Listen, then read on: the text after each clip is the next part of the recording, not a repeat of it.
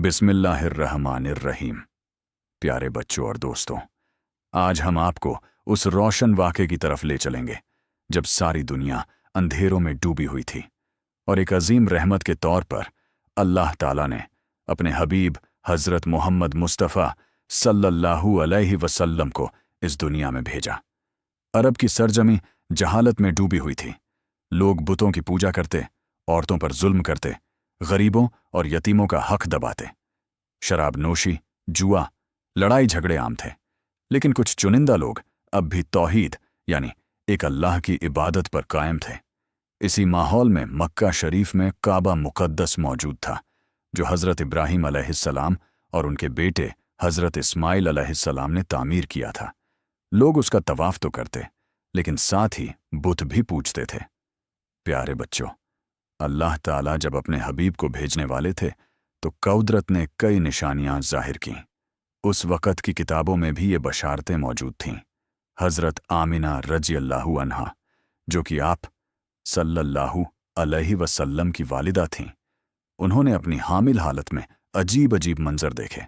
उन्होंने महसूस किया कि उनके पेट से नूर निकलकर शाम, सीरिया के कसरों को रोशन कर रहा है। उसी तरह उस साल जब आप सल्लल्लाहु अलैहि वसल्लम की पैदाइश हुई, हबशा का हाकिम अबरहा काबा को गिराने आया, लेकिन अल्लाह ने अब्बाबील परिंदों के जरिए उसकी फौज को तबाह कर दिया। ये वही साल था जिसे आमुल फ़ैल, हाथी का साल, कहा जाता है। दोस्तों, अब आइए उस रोशन पल की तरफ। 12 रबीउल अव्वल की मुबारक रात थी। मक्का की फ़ज़ा में सकून था। उस वक़्त पूरी दुनिया में एक अजीब सी हलचल होने लगी। आग की वे आगाहियाँ जो ईरान में सैकड़ों सालों से जल रही थीं, अचानक बुझ गईं। शैतान को आसमानों से धकेल दिया गया और फिर हज़रत मोहम्मद मुस्तफ़ा सल्लल्लाहु अलैहि वसल्लम इस दुनिया में तशरीफ़ लाए। जन्म के वक्त ही आप सल्लल्लाहु अलैहि वसल्लम के चेहरे से ऐसा नूर चमक रहा था कि पूरा कमरा रोशन हो गया। आपकी वालिदा हज़रत आमिना रज़ियल्लाहु अन्हा कहती हैं कि मुझे ऐसा लगा जैसे मक्का के महल और शाम, सीरिया तक रोशनी फैल गई हो। आप सल्लल्लाहु अलैहि वसल्लम के पैदा होते ही पूरी दुनिया में खुशखबरी की लहर दौड़ गई। काबा के चारों तरफ लगे बुत गिर पड़े। किसरा के महल के 14 बुर्ज गिर गए। सदियों से जली हुई आग खुद बुझ गई। ये सब अल्लाह की तरफ से इशारे थे कि रहमतुल लिल आलमीन, सारी कायनात के लिए रहमत बनने वाले नबी आ गए हैं। आप सल्लल्लाहु अलैहि वसल्लम के वालिद हज़रत अब्दुल्लाह रज़ियल्लाहु अन्हु आपकी पैदाइश से पहले ही इंतकाल कर चुके थे। आप यतीम पैदा हुए।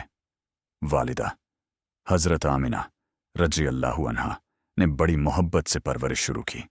अरब के उस दौर में बच्चों को दूध पिलाने के लिए देहात की औरतों को सौंपा जाता था। इसी सिलसिले में हज़रत हलीमा सादिया रज़ियल्लाहु अन्हा को आप सल्लल्लाहु अलैहि वसल्लम मिले। जब से आप उनके साथ गए, उनके घर में बरकतें होने लगीं। सूखे ऊँट दूध देने लगे, बकरियां तंदुरुस्त हो गईं, उनके घर में खुशहाली आ गई। प्यारे बच्चों, ये सारी बातें सिर्फ कहानी नहीं है, बल्कि हकीकत है।